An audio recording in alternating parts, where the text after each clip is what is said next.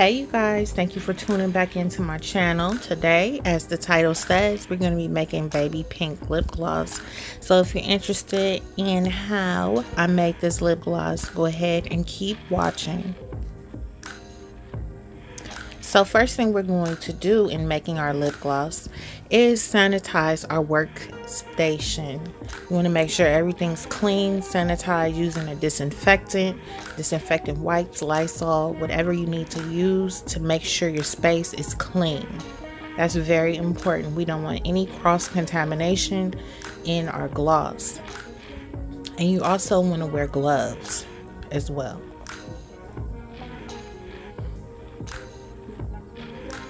So you want to get everything set up nice and neat. Have all your supplies on hand that you're going to be using, and just make sure everything is well organized. So my ingredients and things that I'll be using is a bowl, the lip gloss base, fractionated coconut oil, aloe vera oil, spoon, my lip colorants. I'm using a liquid lip colorant. Also my lip gloss tubes, as well as gloves. So now I had some lip gloss base left over, so I'm just taking a knife and pushing all of that gloss down so that I don't waste anything.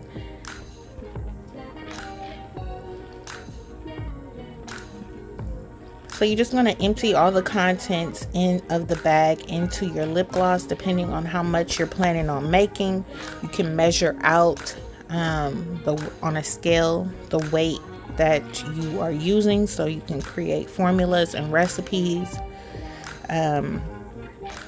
Today I'm just using a whole bag, a whole bag and a half of the Versagel.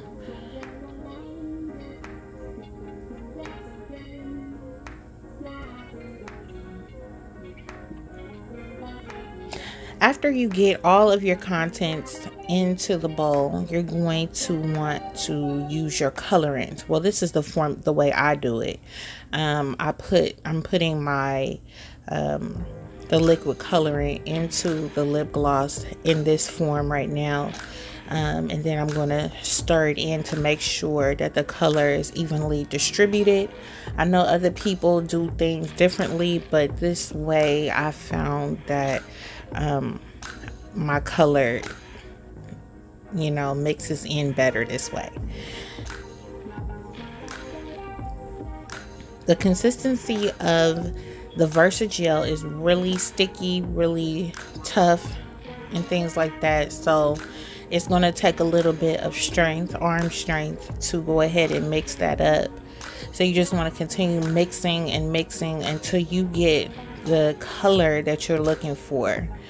You want to add as many drops as you need in order to achieve the color that you want your lip gloss to be.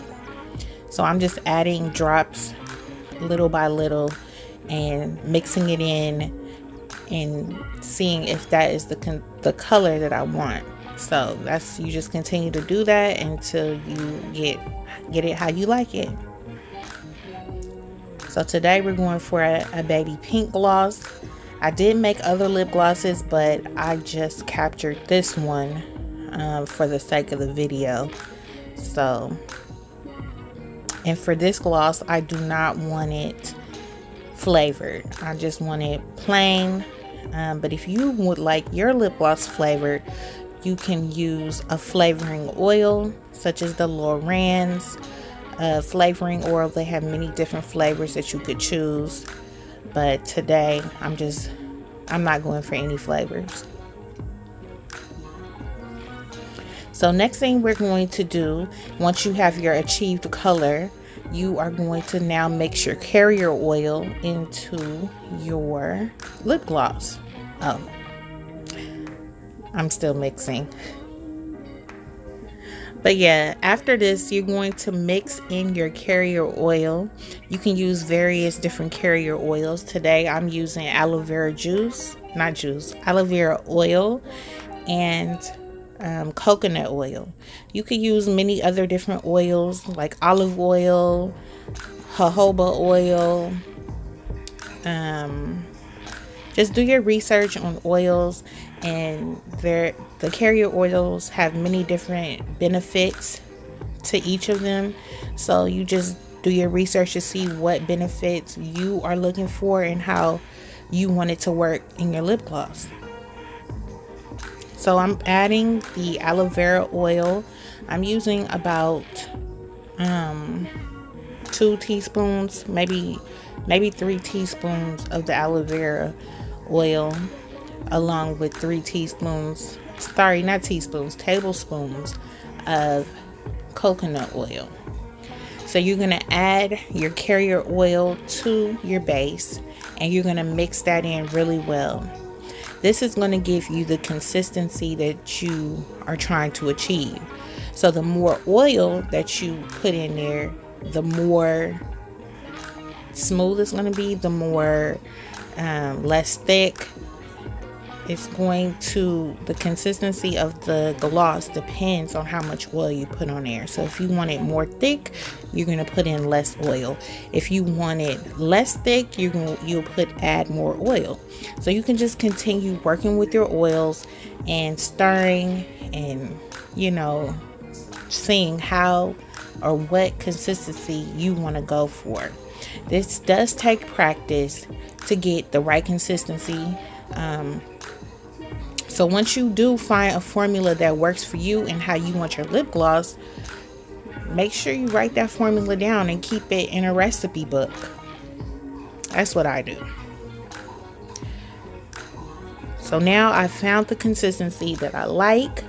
Now I'm going to go ahead and add the lip gloss to my syringe.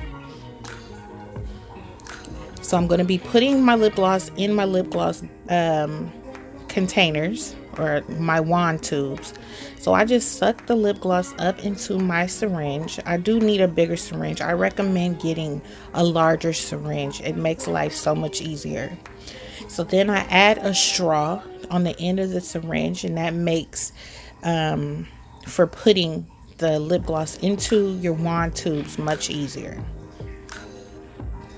So once you suck all the gloss up, you're going to put your syringe at the bottom of the tube and just gently put in your lip gloss. To avoid air bubbles, you want to fill it up in the spaces where you see an air bubble forming. And sometimes you have to overfill it just to get rid of that air bubble. And then once you achieve the look that you're going for without the bubbles, you could take some out, because you don't want to overfill your bottles. If you overfill the bottle, you're not going to be able to get the stopper or your wand tube back in, and it could combust everywhere, which leaves a horrible mess. So fill it up, and if you need to, then you can remove some lip gloss to get it closed. But that's the trick that I do so that I don't have any air bubbles. So here you see me filling it up, and then I go in the space where the air bubble is, and I go back and I fill it up some more. And you see some came out the top. That's fine, because it's gonna come out the top, but you need it to, so that your air bubbles will not be there, if that makes sense, you guys. So I also filled it up using a 15 ml squeeze tube as well, and you do the same thing. So once you fill up your tubes, you're going to go ahead and wipe off everything, put your stoppers, your wands in, put the caps on, and then you're going to wipe it down using a Lysol wipe or something like that to remove all the excess oil.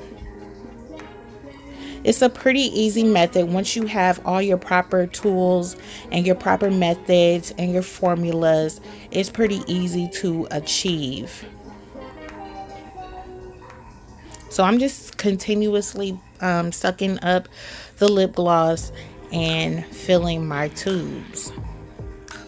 I'm trying to get rid of that air bubble right there, so I'm kind of overfilling it to get rid of that air bubble, and just put the excess lip gloss back in the jar.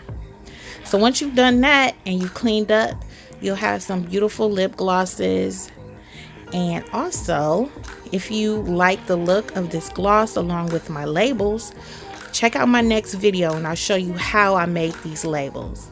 Well, you guys, don't forget to comment, like, and subscribe, and also check out my upcoming entrepreneurial series where I showcase what it takes to run a business, producing products, and a whole bunch of other business related topics.